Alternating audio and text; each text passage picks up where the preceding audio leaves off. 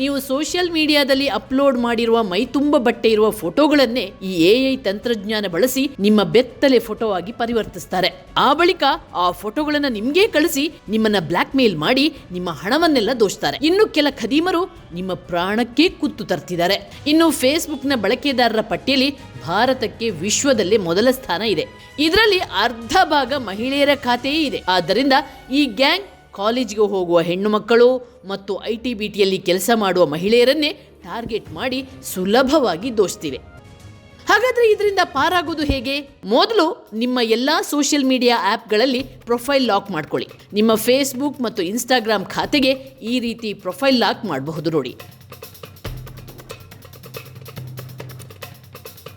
ನಿಮ್ಮ ಪ್ರೊಫೈಲ್ ಪಕ್ಕದಲ್ಲಿರುವ 3 ಚುಕ್ಕಿಯನ್ನು ಕ್ಲಿಕ್ ಮಾಡಿ.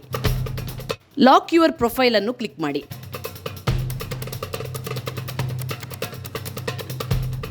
ಇನ್ಸ್ಟಾಗ್ರಾಮ್ ಪ್ರೊಫೈಲ್ ಮೇಲೆ ಕಾಣುವ 3 ಗೆರೆಯನ್ನು ಕ್ಲಿಕ್ ಮಾಡಿ.